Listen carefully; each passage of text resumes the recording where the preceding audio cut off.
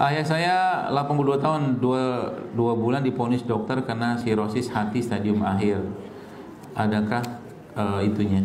Ada. Coba pakai itu, kunyit sama meniran. Kunyit sama meniran. Meniran apa? Browsing aja, lihat di Google. Ya, kan handphone udah smartphone kan, Pak, digunakan. Jadi jangan handphone saja yang smart. Kitanya kurang smart. Kunyit sama meniran. Caranya gimana? Kalau mau lebih baik lagi, blender sama air kelapa. Jadi kunyitnya nanti misalkan kunyitnya, yang kunyit nih segini lah cukup lah, takar-takaran feeling aja lah. Begini, lalu dikupas, dibuang kulitnya, lalu tambahkan dengan meniran. Meniran tuh mungkin sekitar 1 sendok teh lah kalau bubuk ya.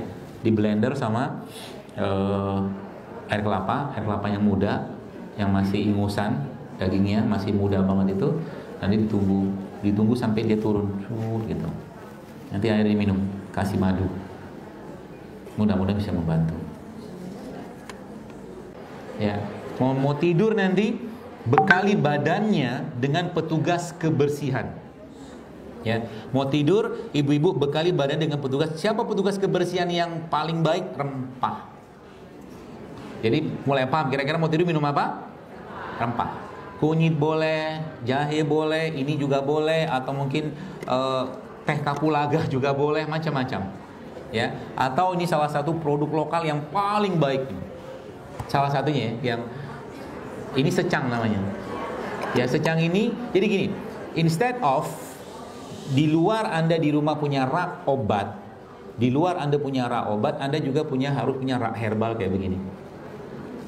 Ya, setuju. Semuanya betul pertanyaan. Ya, kita baca. Semoga Allah cukupkan waktunya. Jadi Anda juga punya rak herbal, dan herbal itu tumbuhan-tumbuhan yang Allah ciptakan ini, bukan? Kalau Anda mulai bersahabat dengan dia, dan saat Anda nanti membutuhkan, kalau mungkin ya takdir kan tetap mungkin ada sakit, maka dia bisa bekerja juga cepat seperti halnya obat sintetik, asal apa kita sudah bersahabat dulu sama dia, paham? Banyak orang bilang herbal itu kerjanya lama. Iya sih, kalau kita lebih banyak nyampah dan jarang kenal dia. Tapi kalau kita sahabatan sama dia, maka insya Allah bisa jadi minum air putih anget ditambahkan garam itu bisa menghilangkan pusing kita, bisa.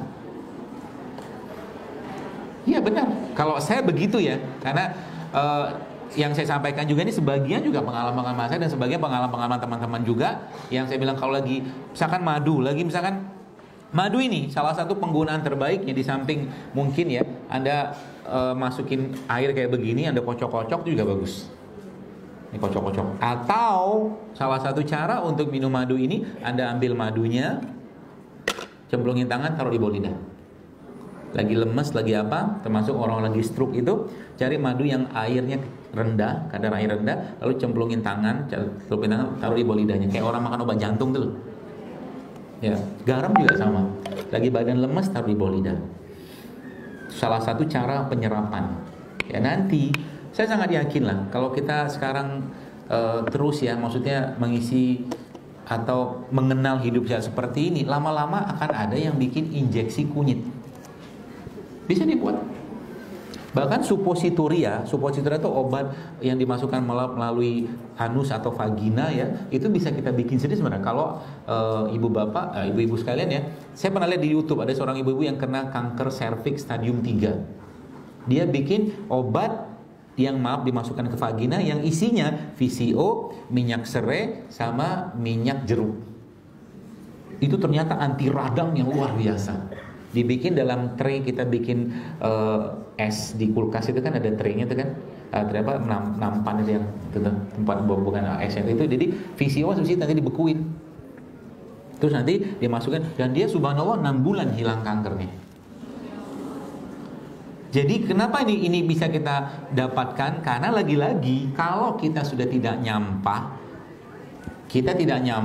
dan kita mulai berkenalan dengan mereka ini, yang mereka ini punya manfaat yang beda-beda.